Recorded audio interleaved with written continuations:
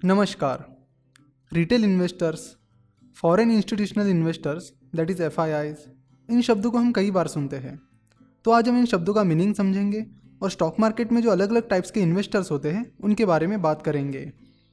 Basically दो types के investors होते हैं, रिटेल इन्वेस्टर्स और इंस्टीट्यूशनल इन्वेस्टर्स। रिटेल इन्वेस्टर्स मतलब इंडिविजुअल इन्वेस्टर्स जैसे कि आप और मैं, जो अपने लिए या अपने पर्सनल अकाउंट के लिए शेयर्स खरीदते हैं। और इंस्टीट्यूशनल इन्वेस्टर्स मतलब ऑर्गेनाइजेशंस यानी संस्थाएं जैसे कि mutual funds, pension funds, insurance companies etcetera, जो अपने इन्वेस्टमेंट पोर्टफोलियो के लिए या लोगों के लिए इन्वेस्टमेंट करते हैं। रिटेल इन्वेस्टर्स के मुकाबले इंस्टीट्यूशनल इन्वेस्टर्स बड़े कैपिटल के साथ इन्वेस्ट करते हैं। इंस्टीट्यूशनल इन्वेस्टर्स के पास अपनी खुद की रिसर्च टीम होती है, तो काफ़ी डीप रिसर्च और एनालिसिस के बाद इंस्टीट्यूशनल इन्वेस्टर्स अपनी बाय और सेल डिसीजन लेते हैं। दो टाइप्स के इंस्टीट्यूशनल इन्वेस्टर्स होते हैं, foreign institutional investors that is FII और domestic institutional investors that is DII। जो Indian institutional investors Indian financial market में इन्वेस्ट करते हैं उन्हें डोमेस्टिक इंस्टीट्यूशनल इन्वेस्टर्स कहते हैं, और दूसरे देश के इंस्टीट्यूशनल इन्वेस्टर्स जो इंडियन फाइनेंशियल मार्केट में इन्वेस्ट करते हैं उन्हें foreign institutional investors that is FIIs कहते हैं।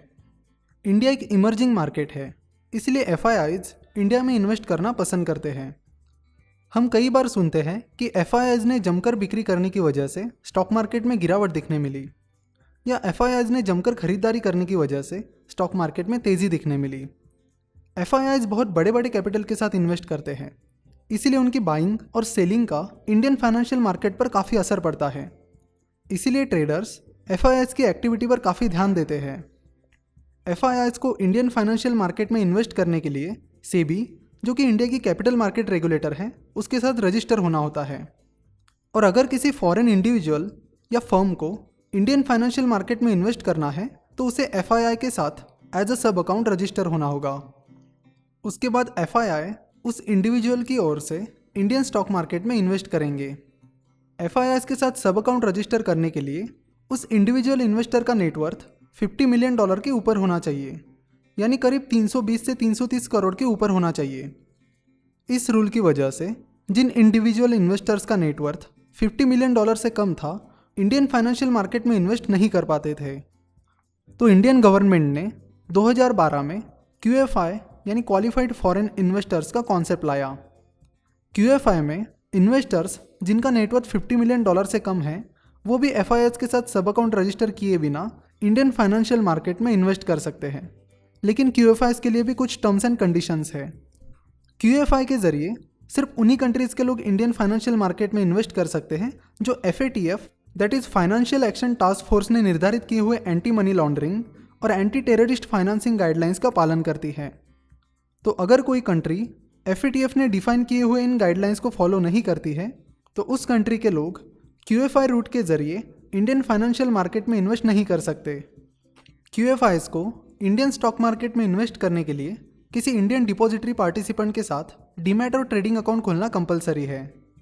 अगर आपको डिपॉजिटरी पार्टिसिपेंट क्या होता है ये पता नहीं है तो मैं आपको बता दूं कि इंडिया में दो डिपॉजिटरीज हैं, NSDL और CDSL।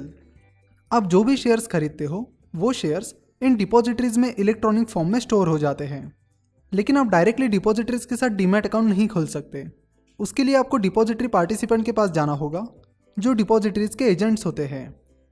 तो जिनके साथ भी आप डीमैट अकाउंट खोलते हो वो डिपॉजिटरी पार्टिसिपेंट्स होते हैं। अगर आपके जहन में इस वीडियो से रिलेटेड या स्टॉक मार्केट से रिलेटेड कुछ सवाल है तो आप हमें 9049641491 या 8055835835 इस नंबर पर कॉल या व्हाट्सएप करके अपने सवाल पूछ सकते हो।